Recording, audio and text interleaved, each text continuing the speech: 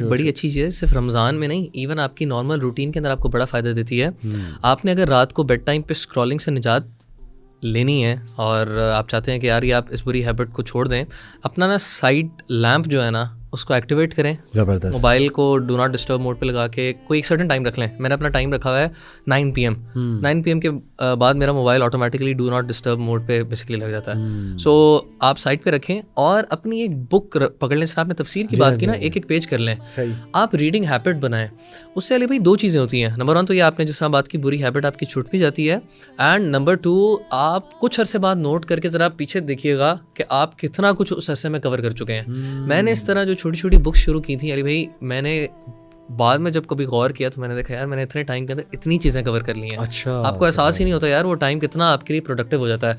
شیطان بیسیکلی نا ہمارے ساتھ یہ پلے کرتا ہے, جس طرح آپ نے شروع میں یہ بڑی زبردست بات کی کہ آپ کو نا ان ریئلسٹک گولز دیتا ہے, اور دوسرا ایک یہ دیتا ہے کہ آپ کے پاس جب بہت زیادہ ٹائم ہوگا نا تب ہی میں بیٹھوں گا, ایسے ہی وہ آپ کو چھوٹی چھوٹی اپرچونیٹی سے نا فائدہ اٹھانے سے روک دیتا ہے. تو وائی ناٹ سونے سے 10 منٹ پہلے میں ذرا بک ریڈنگ کروں. آپ کو پتا ہے بک پڑھنے سے ویسے بھی نیند بڑی اچھی آ جاتی ہے, جیسے ہی آپ بک کھولتے ہیں تو آپ کو نیند شروع ہو جاتی ہے آنا.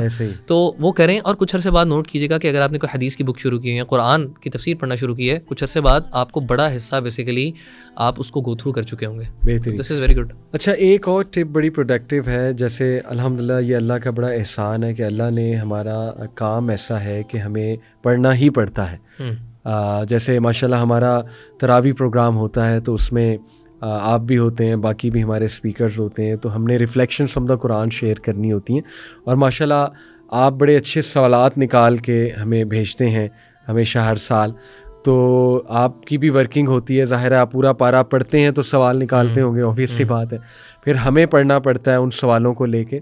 تو مجھے یاد ہے کہ اس سے بڑا فائدہ مجھے 2-3 سال سے ہو رہا ہے کہ مطلب جو مجھے پڑھنا پڑ رہا ہے کہ میں نے لوگوں کو جا کے بتانا ہے, تو میں آڈینس کو بتانا چاہ رہا ہوں کہ why not take some responsibility. میں یہ نہیں کہتا کہ آڈینس کو پڑھانے لگ جائیں, وائی ناٹ آپ اپنی فیملی کے ساتھ کچھ ٹپس اینڈ بٹس شیئر کریں, گھر میں بیٹھ کے ایک ذمہ داری لے لیں کہ اچھا چلیں میں کچھ پڑھ کے ان کو بتاؤں گا, یا کسی واٹس ایپ گروپ پہ فیملی کا گروپ ہے, یا اپنے پیج پہ سوشل میڈیا پہ, ایز لانگ ایز بس آپ پوسٹنگ کرتے ہیں اور ایگزٹ کر جاتے ہیں, یہ نہیں کہ وہاں اسکرولنگ کرنے لگ جائیں. تو آئی تھنک کہ why not take some responsibility جس سے آپ کو پڑھنا پڑھے. تو یہ بھی بہت زبردست جو ہے نا وہ ٹپ ہے. اور ایک اور ٹپ دعا کے حوالے سے, آپ نے بڑی خوبصورت بات کی تھی شروع میں کہ Ramzan is a month of Quran and دعا.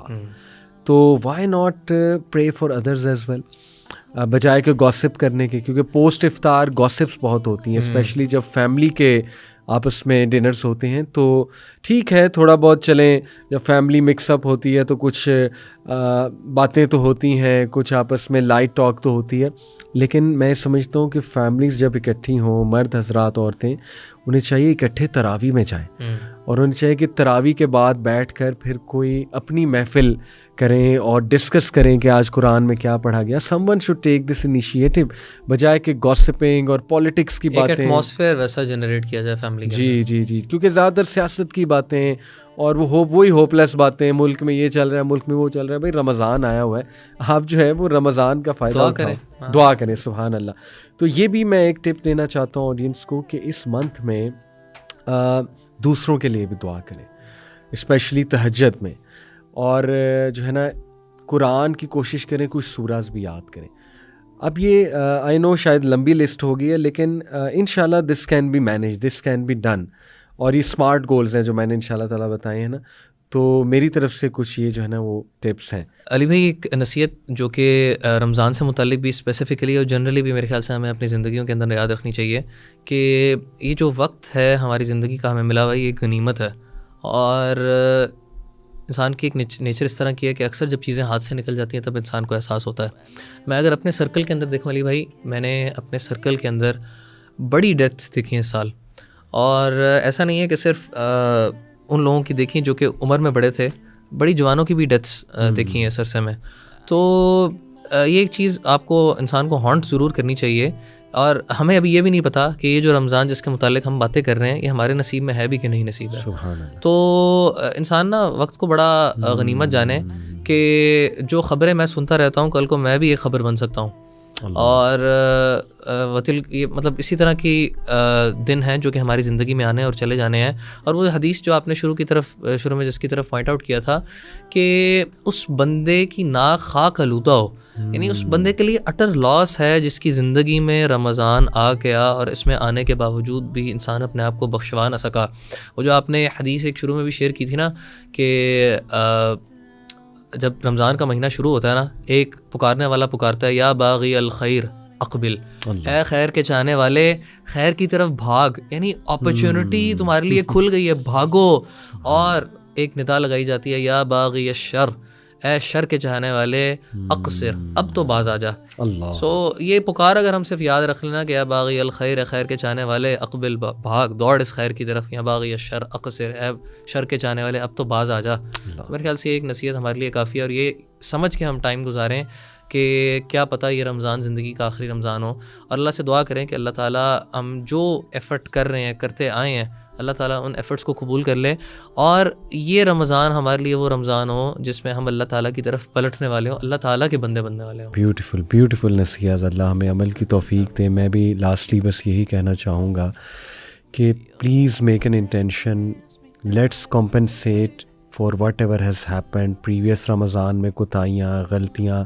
Let's take the best out of this coming Ramzan. انشاءاللہ اللہ تعالیٰ ہمیں اس رمضان میں اپنی عبادت کرنا نصیب کرے, قرآن پڑھنا, تراویح پڑھنا انشاءاللہ تعالیٰ.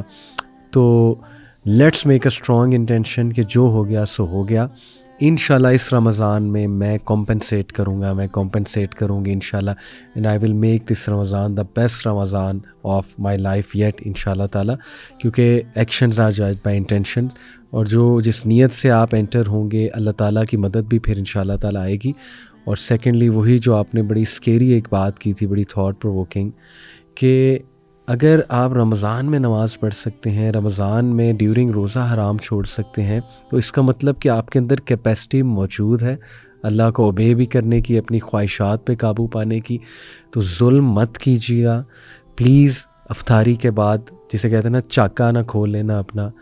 پلیز اسٹے کنسسٹنٹ انشاءاللہ تعالیٰ, اور بیسٹ طریقے سے رمضان کو گزاریں, and let's compensate with this Ramzan, and let's make this the best Ramzan. اور جو آپ نے نصیحتیں کی انشاءاللہ اس پہ غور کرے آڈینس. جزاک اللہ خیر برو, بہت شکریہ, بارک اللہ فیک, السلام علیکم.